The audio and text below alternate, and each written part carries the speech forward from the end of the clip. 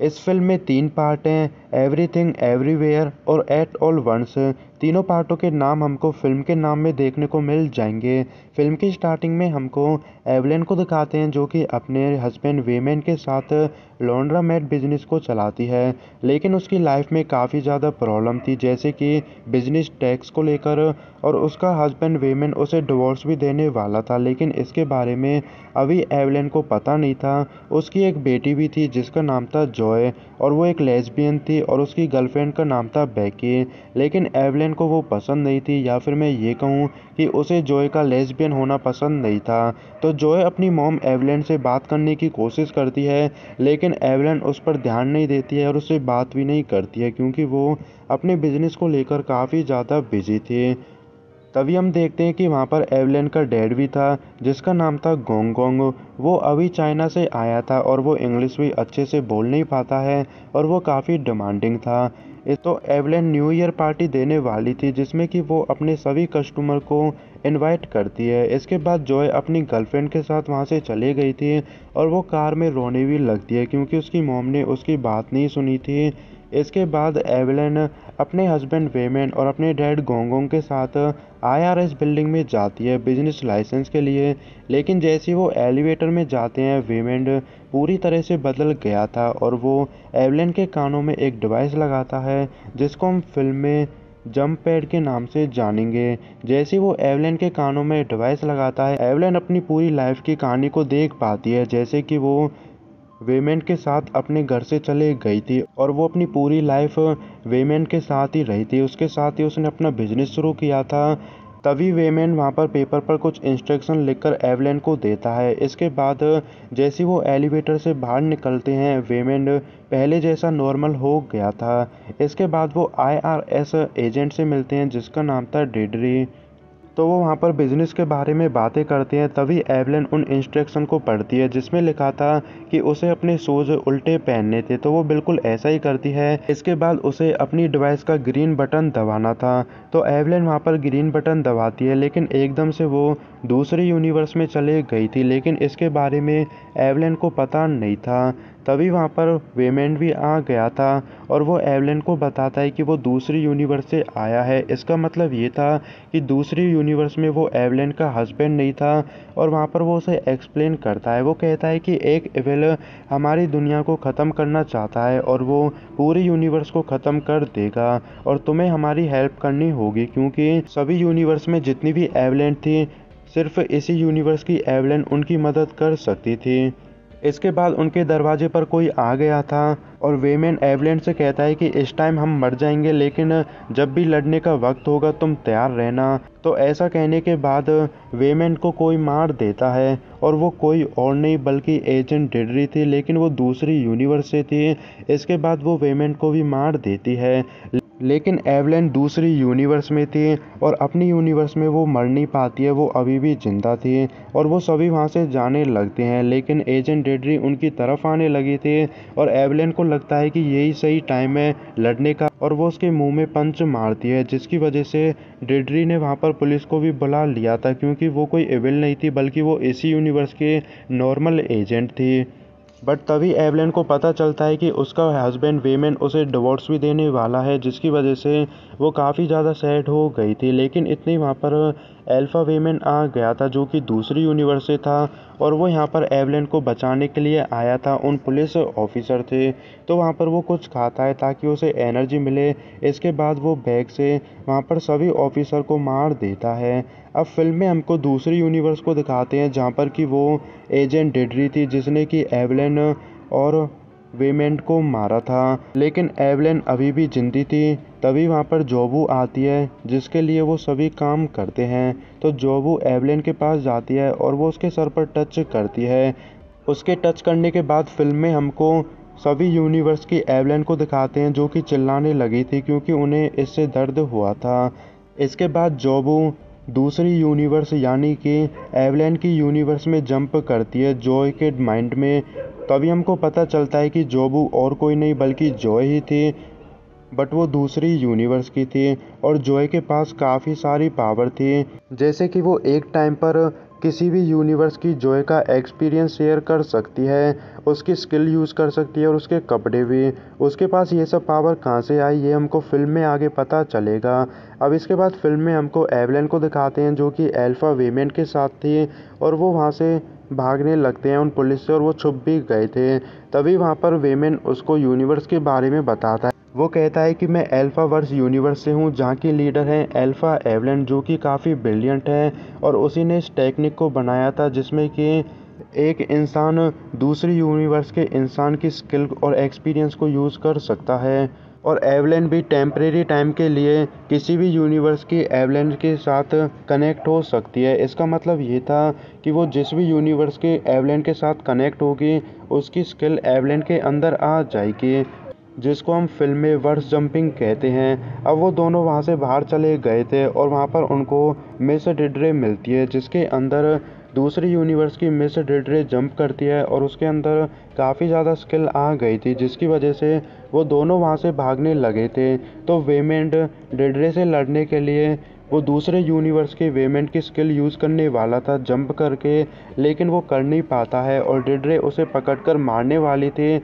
वो उसकी बैग को तोड़ने वाली थी लेकिन इस बार तो अल्फा वेमेन बच गया था और वो डिड्रे से जाकर छुप जाता है और वो एवलेन को कॉल करता है। एवलेन से कहता है कि तुमको जंप करना होगा, तो वो उसको कुंफू यूनिवर्स से जंप कराने वाले थे ताकि एवलेन के अंदर कुंफू स्किल आ जाए और वो डिड्रे से लड़ सके। इसके लिए उसे जंप पैड को यूज़ करना था बट वो कर नहीं पाती है और वो उसमें फ़ेल हो गई थी जिस वजह से वो वापस से होम यूनिवर्स में चले जाती है। वहाँ पर वो नॉर्मल वेमेंट से मिलती है बट वो वापस से फाइटिंग यूनिवर्स में आ गई थी, लेकिन वहाँ से अल्फा वेमेंट चले गया था, वहाँ पर नॉर्मल वेमेंट था। तो एवलेन उसके साथ वहाँ से भागने लगी क्योंकि डिड्री उनके पीछे थी, लेकिन डिड्री एवलेन को मारने वाली थी बट तभी वो जंप पैड को स्टार्ट करती है और वहाँ पर उसका कोड था आई लव यू। तो वो आई लव यू कहती है और उसके अंदर कुंफू यूनिवर्स एवलेन की स्किल आ गई थी जिसकी वजह से वो कुंफू यूनिवर्स की एवलेन की स्टोरी देख पाती है। तो उस एवलेन का रेप होने वाला था लेकिन एक वुमेन उसे बचाती है और तब से ही उसने कुंफू को सीखा था। अब वो स्किल होम यूनिवर्स की एवलेन के अंदर आ गई थी जिससे कि वो डिड्रे को हरा देती है। इसके बाद अल्फा वेमेंट भी वहाँ पर वापस आ गया था और वो एवलेन को खाना खाने के लिए कहता है ताकि उसे एनर्जी मिले। तभी वहाँ पर वो उसे जोबू के बारे में बताता है। तो जोबू अल्फा एवलेन के लिए ही काम करती थी लेकिन अल्फा एवलेन के फोर्स करने से जोबू को बार बार अलग अलग यूनिवर्स की जॉय से कनेक्ट किया गया जिसकी वजह से उसका दिमाग बिखर गया था और वो एक टाइम पर अब सभी यूनिवर्स की जॉय के एक्सपीरियंस शेयर कर सकती है और उनकी स्किल भी यूज़ कर सकती है जिससे कि उसके पास काफ़ी ज़्यादा ताकत। लेकिन इस टाइम एवलेन को पता नहीं था कि जोबू और कोई नहीं बल्कि वो उसकी बेटी ही है। अब हमको मूवी स्टार एवलेन को दिखाते हैं जो कि दूसरी यूनिवर्स की थी और वहाँ पर वो वेमेंट से मिलती है। वो भी काफ़ी अमीर था लेकिन वो इस यूनिवर्स में हस्बैंड वाइफ नहीं थे। अब होम यूनिवर्स में एवलेन को दिखाते हैं जिसको पुलिस पकड़ लेती है। वहाँ पर अल्फा वेमेंट भी था। तभी वहाँ पर जॉय आती है यानी कि जोबू, और वो वहाँ के सभी पुलिस ऑफिसर को मार देती है और एवलेन को भी पता चल गया था कि जोबू और कोई नहीं बल्कि वो उसकी बेटी ही थी। तो एवलेन वहाँ पर सभी यूनिवर्स की एवलेन से कनेक्ट होने की कोशिश करती है ताकि वो जॉय के जितना ताकतवर होकर उसे हरा सके, लेकिन वो ऐसा कर नहीं पाई थी और वो ऐसी यूनिवर्स की एवलेन से कनेक्ट हो गई थी जहाँ की उंगलियाँ हॉट डॉग जैसी रहती हैं और वहाँ पर वो जॉय का कुछ कर भी नहीं पाई थी। तभी जॉय उसे अपनी बनाई हुई जगह पर लेकर जाती है जहाँ पर कि एक बैगल था और वो बैगल जॉय ने ही बनाया था। उस बैगल से सभी यूनिवर्स ख़त्म हो सकती थे। तो वो एवलेन को उसके अंदर ले जाने वाली थी बट तभी वहाँ पर अल्फा गोंगोंग आ गया था जो कि अपनी व्हील चेयर से जॉय में टक्कर मारता है और इस टाइम के लिए जॉय वहाँ से चले गई थी। इसके बाद वो तीनों रूम में जाते हैं। तभी वहाँ पर अल्फा वेमेंट चले गया था और वहाँ पर नॉर्मल वेमेंट था और वहाँ पर जॉय भी आ गई थी। वो नॉर्मल जॉय थी जो कि होम यूनिवर्स की थी, लेकिन एवलेन को उससे डर लग रहा था और वो टेप से उसे बांध देती है। तभी गोंग गोंग एवलेन से कहता है कि तुमको जॉय को मारना होगा ताकि उसके पास एक यूनिवर्स की पावर ख़त्म हो जाए लेकिन एवलेन ऐसा कर नहीं पाती है क्योंकि वो उसकी बेटी थी। अब वो जॉय जितना पावरफुल होना चाहती थी ताकि वो जॉय को रोक सके और अपनी बेटी को बचा सके। इसके बाद वो तो वहाँ से चले गई थी। अब अल्फा गोंग गोंग एवलेन के पीछे अपने सोल्जर्स को लगाता है ताकि वो जोबू जितना उसे ताकतवर होने से रोक सके। अब एवलेन वहाँ पर सभी यूनिवर्स के एवलेन की स्किल यूज़ करती है और एक एक करके उसने सभी सोल्जर्स को मार दिया था। अब एवलेन अल्फा वेमेन के साथ थी और वो दोनों काफ़ी खुश थे, लेकिन एकदम से अल्फा वेमेन वहाँ से चले गया था क्योंकि अल्फा वर्स में जॉय ने उसको मार दिया था जिससे कि उसकी डेथ हो गई थी। अब एवलेन के साथ नॉर्मल वेमेन। अब फिल्म में दूसरा पार्ट शुरू होता है जिसका नाम है एवरीवेयर।